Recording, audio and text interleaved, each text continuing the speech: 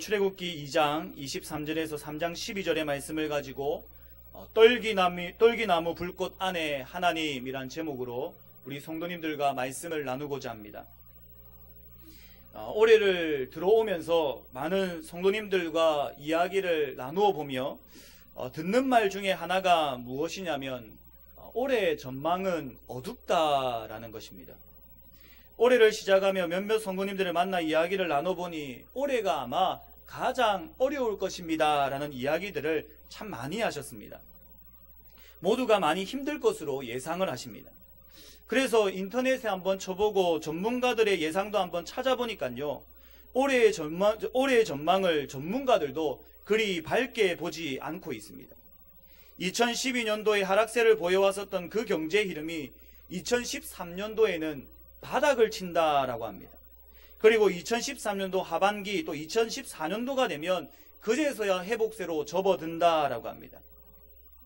그렇기 때문에 지금 이 시간, 지금 우리들이 보내고 있는 2013년도 이 초반이 어떻게 보면 우리들의 인생에서 굉장히 힘든 여정이지 않을까라는 생각을 해보게 됩니다. 아마 우리 성도님들도 최근에 가장 힘든 시기를 보내고 계실 것입니다. 오늘 본문에 보게 되니 이스라엘 백성들도요, 우리와 좀 유사한 상황입니다.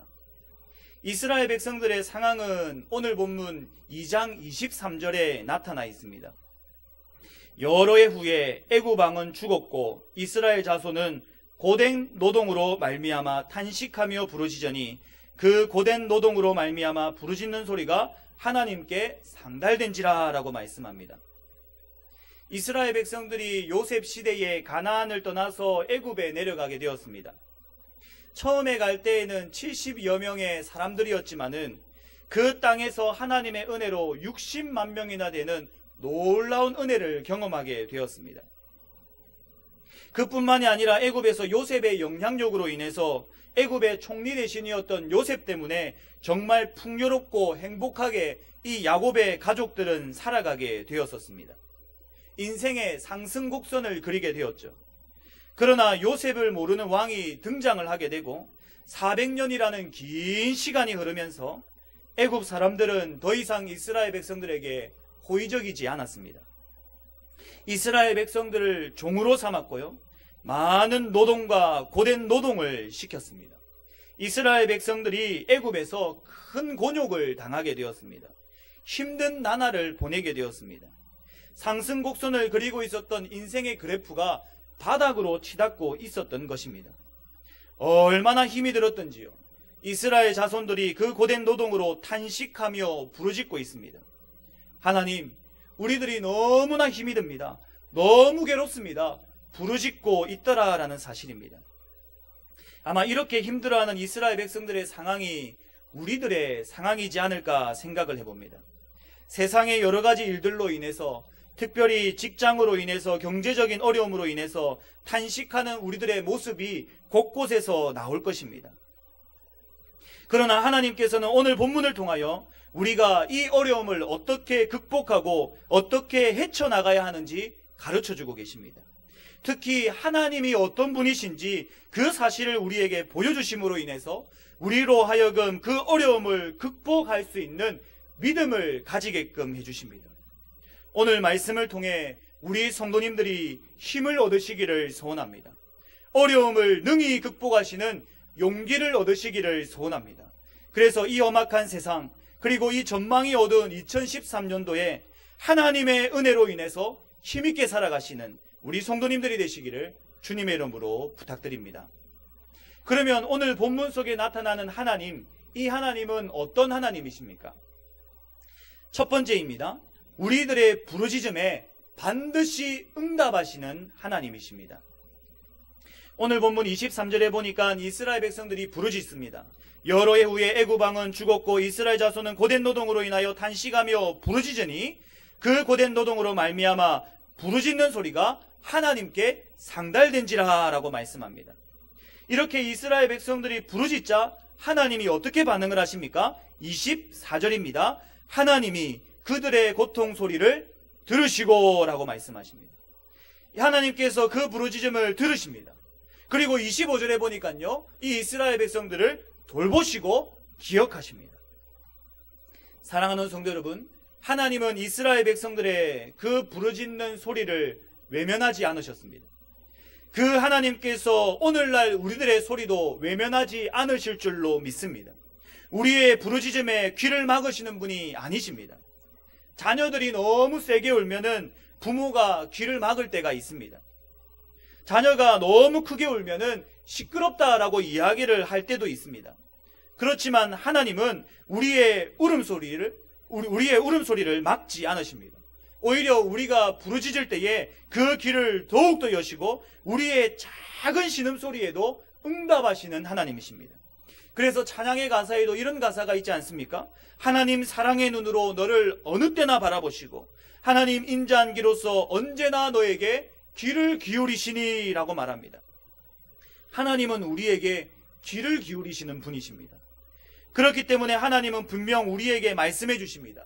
예레미야 33장 3절의 말씀에서도 너는 내게 부르짖으라 내가 내게 응답하겠고 내가 알지 못하는 크고 비밀한 일을 내게 보이리라 라고 약속하십니다. 사랑하는 성도 여러분, 우리들의 어려움을 고백해 보시기 바랍니다. 나의 아픔, 나의 고통, 나의 고난을 하나님께 고백해 보시기 바랍니다. 이런 아픔과 고통으로 탄식밖에 나오지 않을 때 하나님께 부르짖으시기 바랍니다. 하나님은 우리를 절대 외면하지 않으십니다. 하나님은 이미 우리의 상황을 잘 알고 계십니다. 하나님은 이미 우리들이 왜 힘들어하는지, 어떤 고통을 당하고 있는지 이미 잘 알고 계십니다. 그러나 우리들이 그 고통으로 인해서 하나님을 찾기를 바라시고 우리가 그 고통으로 인해서 하나님을 부르짖기를 원하시고 계십니다. 오늘 보면 3장 7절의 말씀을 한번 보시기 바랍니다. 7절의 말씀을 보시게 되면 이렇게 기록합니다. 여호와께서 이르시되 내가 애굽에 있는 내 백성의 고통을 분명히 보고 그들이 그들의 감독자로 말미암아 부르짖음을 듣고 그 근심을 알고 라고 말하고 있습니다. 이미 하나님께서 알고 있었다라는 것입니다. 이미 알고 계신 하나님께서 언제 일하십니까? 언제 응답하십니까? 2장 23절 제일 마지막에 보면은 어떻게 되고 있습니까? 하나님께 상달된지라 라고 말씀을 하고 있습니다. 하나님께 부르짖음이 도달하게 된 것입니다. 여호와께서 하나님 앞에 부르짖으니 하나님께서는 이미 다 알고 계셨지만 하나님께 부르짖으니 그때서야 하나님께서는 그 부르짖음에 응답하시고 그 부르짖음에 두 손을 걷어붙이시고 이스라엘 백성을 위하여 일하기 시작하시더라라는 사실입니다. 하나님께서는 부르짖음을 듣기 이전에 이스라엘 백성들의 고통을 이미 다 알고 계셨습니다. 그러나 하나님이 원하시는 것은 그 고통으로 인하여 하나님께 나아오는 것이고 하나님께 부르짖는 것이고 하나님을 찾기를 원하고 계십니다. 사랑하는 성도 여러분, 하나님 제가 힘을 듭니다. 하나님 주님 없으면 안 되겠습니다. 부르짖으시기 바랍니다. 그러면 반드시 하나님께서 응답해 주십니다. 어떻게 응답해 주십니까? 오늘 본문 8절에 보게 되니 제일 처음에 무엇이라고 이야기하고 있습니까? 내가 내려가서 라고 말하고 계십니다. 내가 내려가서 그들을 애굽인의 손에서 건져내고 라고 말씀하고 계십니다. 저는 이 구절에 정말 큰 감동이 되고 정말 큰 힘이 되었습니다. 하나님께서 직접 내려오시겠다라는 것입니다. 부르짖을 때에 하나님께서 직접 움직이시겠다는 것입니다. 온 천지를 만드신 그 창조하신 하나님께서 친히 우리를 위하여 일하기 시작하신다라는 것입니다. 얼마나 감격스럽고 얼마나 감동스럽습니까? 저는 이 하나님의 움직이심, 하나님의 손길을 이번 단기 선교를 준비하며 느끼게 되었습니다. 단기 선교를 준비하면서요, 걱정이 되고 근심이 되는 것이 한두 가지가 아니었습니다. 맨 처음에는 필리핀으로 가닥을 잡았었습니다. 그러나 일정이 여의치 않고 상황이 맞지 않아서 일본으로 변경이 되었습니다. 변경이 되면서 딱 부딪히는 것이 무엇이었는가 하면 언어 문제였습니다. 언어를 배울 데가 없었습니다. 일본어를 할 수 있는 분이 없었고요. 일본어를 어떻게 해야 되나라는 고민이 참 많았습니다. 특히 이번에는 한국인의 밤이라는 것을 합니다. 믿지 않는 일본인들을 초대해서 1시간가량의 공연을 하게 되는데 그 공연을 하면서 A4 한 3장 정도 되는 분량의 간증문을 또 간증을 해야 됩니다. 일본어로 말입니다. 그런데 그걸 번역해 줄 사람도 없고 어떻게 할 도리가 없는 것입니다. 복음 제시도 해야 되는데 번역도 해야 되는데 방법이 생각나지 않았습니다. 다 같이 학원에 등록할 수도 없고 전문 강사를 모실 수도 없었습니다. 그런데 하나님은 참으로 기가 막힌 분이셨습니다. 이 부분에 대해서 하나님께 도움을 구하고 기도를 하고 그리고는 집에 갔는데요. 저희 아내가 이렇게 이야기를 하는 것입니다. 우리 교회 집사님 중에 일본어를 잘 하시는 분이 있다라는 것입니다. 저는 그 이야기를 듣는 순간 소름이 쫙 돋았습니다. 저는 그 전까지 전혀 그 사실을 모르고 있었습니다. 그래서 예전에 저희 교회를 떠나가신 박연주 집사님이라고 계시는데 그 집사님께 연락을 하고자까지 했었습니다. 그런데 우리 교회에 이미 하나님께서 보내주셨던 것입니다. 그 단기 선교를 준비하게끔 전혀 문제가 없게끔 그 계획들이 진행될 수 있게끔 이미 준비해놓고 계신 하나님의 손길을 느꼈습니다. 그분의 도움을 받아 언어적인 부분에 있어서 걱정이 싹 사라지게 되었습니다. 얼마나 감사한 일인지 모릅니다. 또한 재정적인 부분도 있었습니다. 재정적인 부분에 있어서도 걱정이 참 많았습니다. 어떻게 이 부분들을 감당해낼까? 어떻게 이 필요한 부분들이 잘 채워질까? 염려가 있었습니다. 그래서 팀원들과 함께 하나님 재정에 대해서도 역사해 주시고 좀 붙들어 주시옵소서 라고 기도를 했습니다. 그렇게 많은 후원들이 들어오지 않았습니다. 그런데요, 참 놀라운 역사가 일어나게 되었습니다. 저는 정말 신기한 일을 경험하게 되었습니다. 재정에 대해서 기도하는데요, 환율이 떨어지기 시작을 하는 겁니다. 맨 처음에 1,300원, 저희들이 단기 선교를 출발할 때에 맨 처음 작정을 했을 때 일본을 가야 되겠다라고 딱 생각을 했었을 때 일본의 환율이 1,300원대였습니다. 그런데 한 달이 지나고 두 달이 지나는데 점점 떨어지는데 지금은 1,100원까지 떨어졌습니다. 200원이나 차이가 나는 겁니다. 200원 하니까 굉장히 작게 느껴지는데요. 우리가 일본에 가서 사용해야 될 돈을 따지면요, 거의 한 120만 원 가량의 차이가 나는 것입니다. 엄청난 역사지 않습니까? 하나님 재정적인 부족함을 채워 주시옵소서라니까요. 하나님이 환율을 떨어뜨리시더라고요. 그래서 이번 단기 선교 전혀 재정적인 부담이 없습니다. 저는 하나님께서 단기 선교의 팀의 기도를 응답해 주셨다라고 믿습니다. 단순히 국제정세 때문에 떨어진 것도 있겠지만은 하나님께서 우리의 기도에 응답하셔서 환율을 떨어뜨려 주셨다라고 믿습니다. 사랑하는 성도 여러분, 하나님께서는 친히 우리를 도우십니다. 우리들이 어려움에 벗어날 수 있도록 우리들의 기도에 응답해 주시는 분이 바로 하나님이십니다. H.G. 웰즈라는 사람이요, 이 역사가가요, 대주교의 죽음이라는 제목으로 글을 썼습니다. 이 대주교는 어느 날 그날 저녁에도 동일하게 하나님께 기도를 드리기 위하여 습관처럼 교회에 나갔습니다. 교회에 나가서 하나님께 기도를 드립니다. 오 전능하신 하나님 아버지라고 아버지를 찾습니다. 그런데 그날요, 하나님이 응답을 하십니다. 오냐, 무슨 일이냐라고 대답을 하십니다. 대주교가 어떻게 했겠습니까? 깜짝 놀라가지고요, 심장마비가 걸려서 죽었다라고 합니다. 대주교는 습관처럼 기도하러 나오지만은 하나님의 응답하심에 대해서 전혀 기대하지 않았었던 것입니다. 왜 이런 해프닝과 같은 이야기를 하고 있을까요? 우리가 기도합니다. 그렇지만 그 기도가 응답될 것에 대한 확신은 너무나도 부족하더라라는 사실입니다. 믿음을 가지고 하나님께 부르짖으며 나아가시기 바랍니다. 올 한 해 살아가면서 하나님께 나아가시기 바랍니다. 하나님께서 반드시 응답해 주실 것입니다. 올 한 해를 시작하며 어려울 때일수록 더욱더 새벽마다 저녁마다 시간마다 부르짖으시기 바랍니다. 교회를 위해서, 가족을 위해서, 사업을 위해서, 이웃을 위해서 부르짖으시기 바랍니다. 그러면 반드시 우리의 기도에 하나님께서는 응답하여 주십니다. 올 한 해 하나님께 부르짖음으로 어려움 가운데서 하나님께서 도와주시는 그 손길을 경험하시는 우리 성도님들이 되시기를 주님의 이름으로 부탁드립니다. 두 번째로는 하나님이 어떤 하나님이심을 보여주십니까? 일하기 이전에 먼저 은혜를 주시는 하나님이심을 보여주십니다. 이렇게 이스라엘 백성들이 부르짖자 하나님께서는 이스라엘 백성을 구원하기 위하여 직접 손을 걷어붙이고 일을 하십니다. 특히 모세란 인물을 택하십니다. 그리고 그 모세를 준비시켜서 하나님의 사명을 이루어가게끔 하십니다. 하나님께서 모세를 택하시는 모습을 보면 참으로 놀라운 은혜가 있습니다.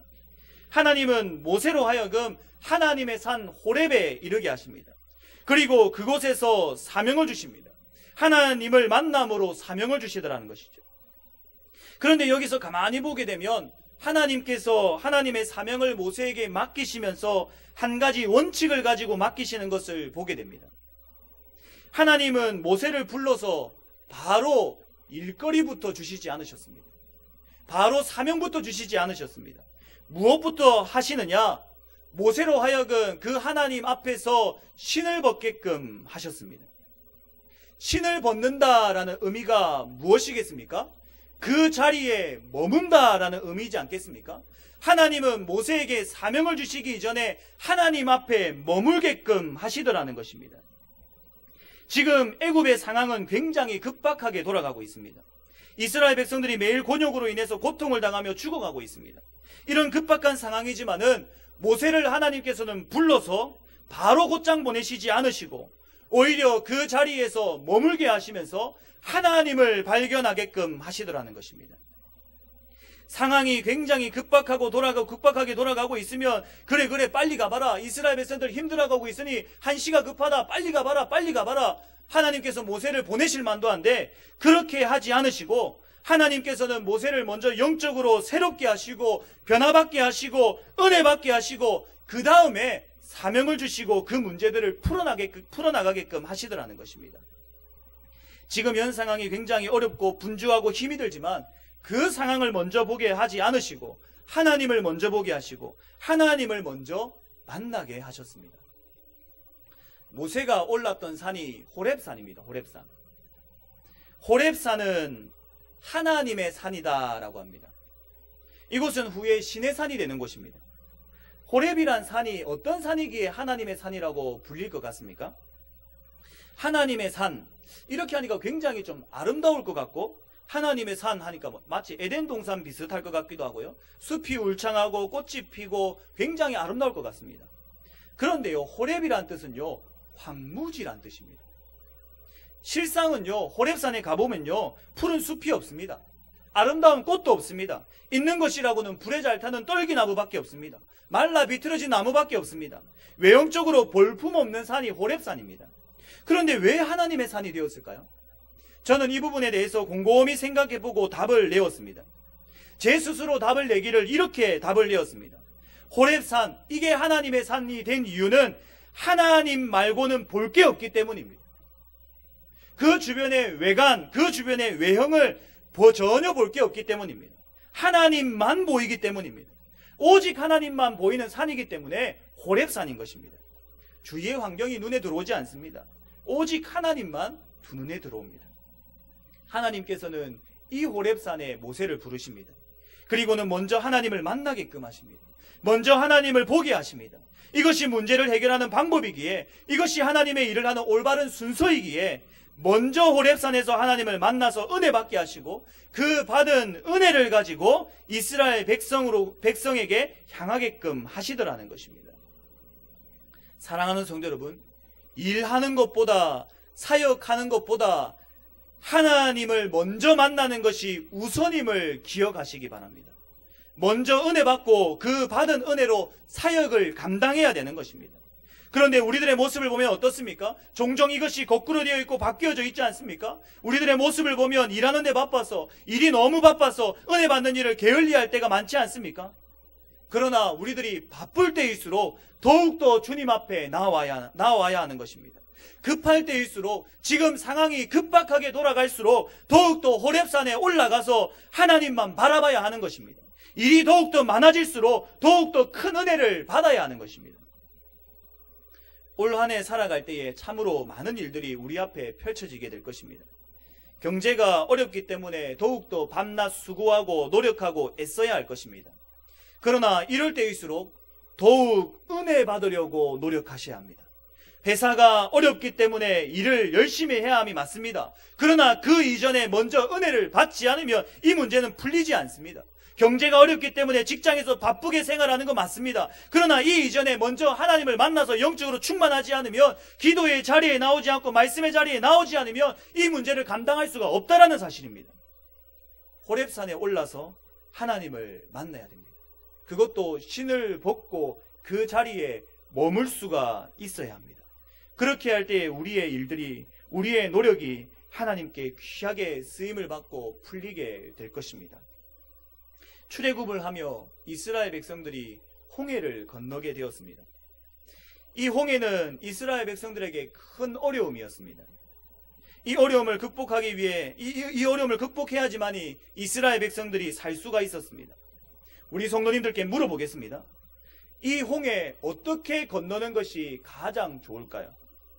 인간적인 생각으로 홍해를 건넌다라고 하면 어떤 방법이 있겠습니까? 배를 만들어서 홍해를 건너는 그 방법이 아마 최선이지 않겠습니까? 자, 그러면요, 배로 건너는 것이 좋을까요? 아니면 마른 땅을 걷는 것 같이 건너는 것이 좋을까요? 답이 뻔하지 않습니까? 장정 60만 명, 아이들과 여자들 다 합치면 굉장한 수일 것입니다. 이 모든 사람이 탈배를 만들고 홍해를 건너는 거 밤낮 수고하고 노력해도 답이 나오지 않는 방법입니다. 그러나 하나님이 길을 한번 열어주시니까, 하나님이 밤새 동풍을 불어서 홍해를 갈라주시니까 그 길을 마른 땅과 같이 걸어가더라는 것입니다. 연세 드신 어르신도 아이들도 홍해를 너무 쉽게 건너가게 되더라는 것입니다. 마른 땅을 건너듯이 홍해를 건넜습니다. 이것이 일하기 전에 하나님의 은혜를 받아야 되는 이유입니다. 하나님의 은혜가 아니고는 답이 안 나오기 때문입니다. 먼저 은혜를 받아야지 문제가 해결되기 때문입니다. 사랑하는 성도 여러분, 순서를 바꾸지 마시기 바랍니다. 은혜가 먼저이고 하나님을 만나는 것이 먼저이고 그 다음이 일하는 것입니다. 유치원생들끼리 싸우면 누가 질까요? 유치원들끼리 싸우면 우는 사람이 집니다. 초등학생들끼리 싸우면 누가 질까요? 코피가 먼저 나는 사람이 집니다. 중고등학생들이 싸우면요, 많이 맞는 쪽이 지더라고요. 사회인들이 싸우면요, 사회인들은 때리는 사람이 지는 겁니다. 부부가 싸우면 목소리가 작은 사람이 집니다. 근데 교인과 세상이 싸우면 어떨까요? 기도가 막히는 사람이 지는 것입니다. 기도가 막히면 교인은 지게끔 되어 있습니다. 우리가 드리는 이 기도가요, 우리의 이 기도입니다. 기도. 숨통입니다. 숨통. 하나님께 드리는 기도가 바로 우리의 삶의 숨통이라는 사실입니다. 기도가 막히면 교인은 세상에서 패배자로 지낼 수밖에 없습니다. 은혜 받지 않으면, 주님 앞에 서지 않으면 교인은 질 수밖에 없습니다. 루터가 고백하지 않습니까? 더 바빠졌기 때문에 기도의 시간을 더 늘립니다. 은혜 없이는 안 되기 때문입니다. 바쁜 우리들에게 꼭 필요한 것이 바로 기도이고, 바쁜 우리들에게 꼭 필요한 것이 하나님을 만나는 자리입니다. 사랑하는 성도 여러분, 우리들이 먼저 은혜를 받을 때에 우리의 사역은 주님 안에서 온전히 이루어질 줄로 믿습니다. 올 한 해 먼저 주님의 은혜를 받고 그 받은 은혜로 살아가시는 우리 성도님들이 되시기를 주님의 이름으로 부탁드립니다. 마지막 세 번째로는요, 어떤 하나님을 발견하게 됩니까? 우리와 함께 하시는 하나님을 발견하게 됩니다. 호렙산에서 모세는 하나님을 만나서 사명을 받게 됩니다. 그런데 굉장히 독특한 방법으로, 특이한 방법으로 하나님을 만나게 됩니다. 오늘 본문 3절에 보게 되면 이 장면을 큰 광경이라고도 하는데요, 경이로운 광경이라고 하는데요, 어떤 광경입니까?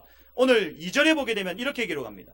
여호와의 사자가 떨기나무 가운데로부터 나오는 불꽃 안에서 그에게 나타나시니라. 그가 보니 떨기나무에 불이 붙었으나 그 떨기나무가 사라지지 아니하는지라 라고 말씀합니다. 불타는 떨기나무를 보는 거예요. 그런데 이 떨기나무가요, 타지를 않는 겁니다. 떨기나무는 바싹 말라가지고 불에 굉장히 잘 타는 나무거든요.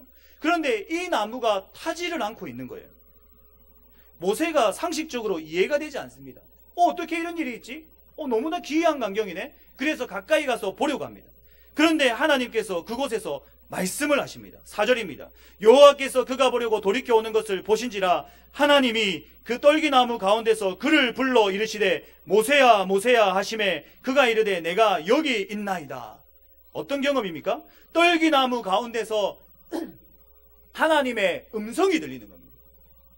여기에 하나님께서 주시는 굉장히 귀중한 메시지가 있습니다.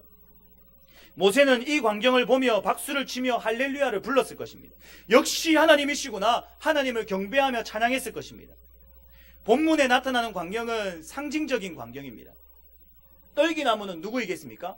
이스라엘 백성들입니다. 불은 무엇이겠습니까? 애굽입니다.